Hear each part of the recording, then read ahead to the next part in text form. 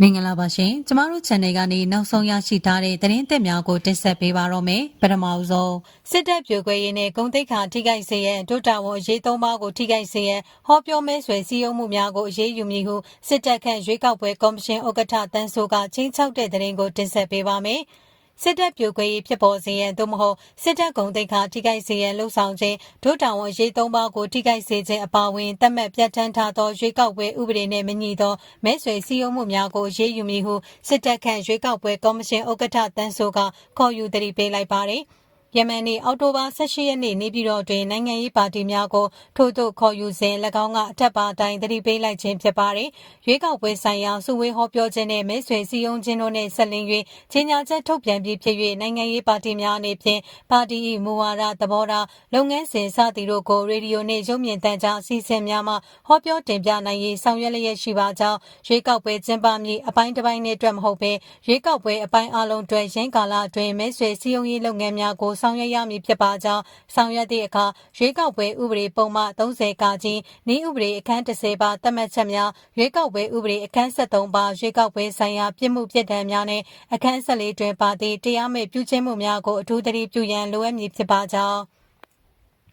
သက်ဆိုင်ရာပါတီဝင်များပါတီထောက်ခံသူများကိုလည်းသိရှိအောင်အသိပေးထိန်းချောင်းရန်လိုအပ်ပါကြောင်းသတ်မှတ်ပြဋ္ဌာန်းချက်များကိုဖောက်ဖျက်ကျူးလွန်မှာကသက်ဆိုင်ရာဥပဒေများအရအရေးယူခံရမည်ဖြစ်ပါကြောင်းပါတီဆောင်ဒီမိုကရေစီထွေထွေရွေးကောက်ပွဲများကိုနှောက်ယှက်ဟန့်တားဖျက်ဆီးခြင်းမှကာကွယ်ပေးရေးဥပဒေနှင့်ညီစွန်းခြင်းမရှိစေရေးကိုလည်းသတိပြုစေလိုကြောင်းစစ်တပ်လက်အောက်ခံရွေးကောက်ပွဲကော်မရှင်ဥက္ကဋ္ဌတန်းစိုးကပြောဆိုသတိပေးပါရယ်ရွေးကောက်ပွဲကော်မရှင်ဥက္ကဋ္ဌတန်းစိုးကနိုင်ငံရေးပါတီများအနေဖြင့်အောက်တိုဘာလ28ရက်နေ့မှစတင်ပြီးမဲဆွယ်စည်းရုံးရေးကာလရပ်ပေါင်း60အတွက်မဲဆွယ်စည်းရုံးရာတွင်ရွေးကောက်ပွဲနည်းဥပဒေအခန်း30ပါသတ်မှတ်ပြဋ္ဌာန်းချက်များကိုလိုက်နာရမည်ဖြစ်ပြီးမလိုက်နာလျင်အရေးယူမည်ဖြစ်ကြောင်းအထူးသတိပေးပြောဆိုပါရယ်ရွေးကောက်ပွဲနည်းဥပဒေအခန်း30ဆိုတာကမဲဆွယ်စည်းရုံးရာမှာကန့်သက်ထားတဲ့အချက်10ချက်ကိုပြောတာပါအဲ့ဒီအချက်တွေကတော့ဒုတာဝန်ရေးသုံးပါဖြစ်တဲ့ပြည်ထောင်စုမပြိုကွဲရေးတိုင်းသားစည်းလုံးညီညွတ်ရေးမပြိုကွဲရေးနဲ့အချုပ်အခြာအာဏာတည်တံ့ခိုင်မြဲရေးထိခိုက်ပြုမှုဆောင်ရွက်မှုတွေမလုပ်ရဘူးတပ်မတော်ကိုပြိုကွဲအောင်ဂုဏ်သိက္ခာကြအောင်မဟောပြောရဘူးလုံခြုံရေးတရားဥပဒေစိုးမိုးရေးနဲ့အေဂျင့်တန်ရာရေးကိုထိခိုက်အောင်မလုပ်ရဘူးအခြေခံဥပဒေနဲ့တည်ဆဲဥပဒေတွေကိုထိခိုက်အောင်မလုပ်ရဘူး